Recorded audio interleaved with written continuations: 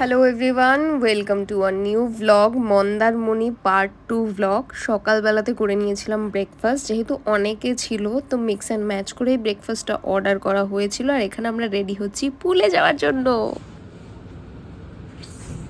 কোথায় যাচ্ছ? छह मछली पानी में गई छप्पा তারপরেরটা पानी में गई তারপরেরটা কোথায় আছিস? छह मछली पानी में गई छप्पा।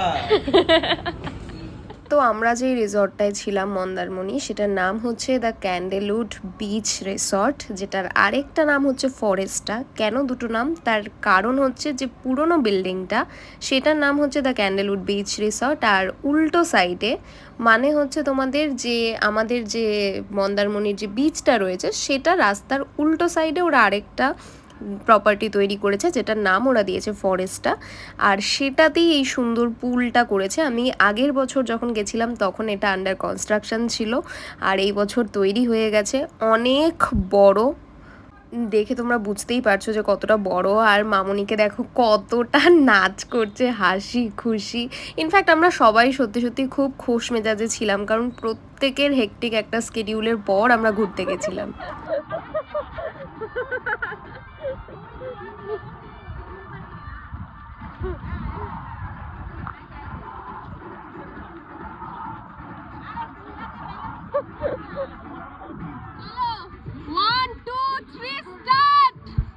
আমি চেয়েছিলাম এই ভিডিওটাতে ভয়েস ওভার না দিতে, কিন্তু পুলের সাইডে এত গান চলছিল যে দিলে ডেফিনেটলি কপিরাইট ক্লেম চলেই আসবে, সেই কারণে বন্ধ করে দিলাম। এখানে ওরা সুইমিংয়ের কম্পিটিশন করছিল।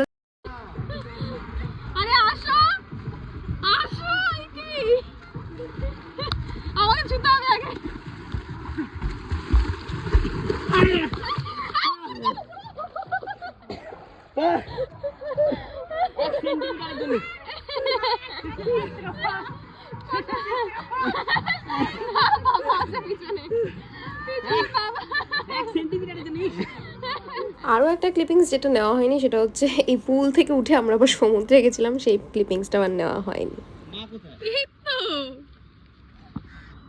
রান করে এসে বসে মানে চেঞ্জ করে বসতে পারতো। এই যে ভেজা গায়ে বসে পড়েছো, ভেজা গায়ে বসে পড়েছো। হায় কপাল। ইয়ে কোথায়, বাবা কোথায়?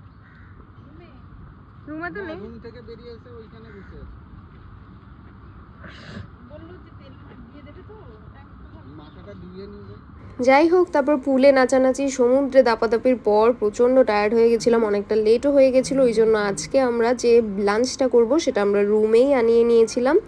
আর রুমে লাঞ্চ করার পর ফুল রেডি হয়ে নিয়েছি। এখান থেকেই আমি সবার জন্য একদম মিলিয়ে জামা আগে থেকে কিনে নিয়েছিলাম, যার জন্য দেখতেই পাচ্ছ। তোমাদের আমাদের দুজনের মানে আমার আর মামনির যে ড্রেসটা ছিল সেটা খুবই পছন্দ হয়েছে। এটা ছিল ইউস্টার থেকে, আর ওদের যে শার্টগুলো ছিল সেটা ছিল জুডিওর থেকে। তো এই হলো আমাদের ম্যাচিং জামা কাপড়। তারপর আমরা হাঁটতে হাঁটতে ওই বিচ সাইড থেকেই কিন্তু মানে হোটেল থেকে রিসর্ট থেকে হাঁটতেই চলে গেছিলাম মন্দারমণি বিচে। তো ওই যে সময়টা বিকেলের যে সময়টা, ওই সময়টা জল আস্তে আস্তে জোয়ার আসে, তো ওই সময়টা কিন্তু পাড় দিয়ে হাঁটতে খুবই ভালো লাগে। আমি আর প্রলয় যতবার গেছি, যে রিসর্টে যে হোটেলেই থাকি না কেন, আমরা সবসময় বিকেলবেলায় হাঁটার চেষ্টাটা করি। আর এই কাকুর দোকানে তোমরা প্লিজ চা খেও, যারা মন্দারমণি বিচ মার্কেটে যারা যাবে, বিচ মার্কেটে ওনার দোকান, খুবই ভালো চা বানান। আর স্কুইড কত?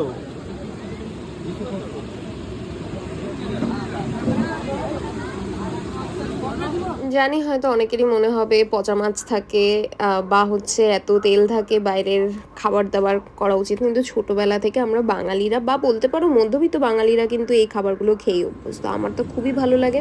ইভেন ওদের যে পমফ্রেট আর স্কুইডটা ছিল সত্যি সত্যি ভীষণ ফ্রেশ আর ভালো ছিল। এখানে এসেই ভাঙবে বললাম না আমার ফোনটা। আর খেতে খেতে আমরা মন্দারমণির বিচে অনেকক্ষণ বসেছিলাম, কারণ জোয়ারের জলটা পুরো বিচ অব্দি আসছিল। আমরা গেছিলাম অমাবস্যাতে, আমরা কিন্তু পুরো যে সমুদ্রের যে গর্জন সেই সবটা পেয়েছি আর ভীষণ মজা করেছি। তো চলো টাটা।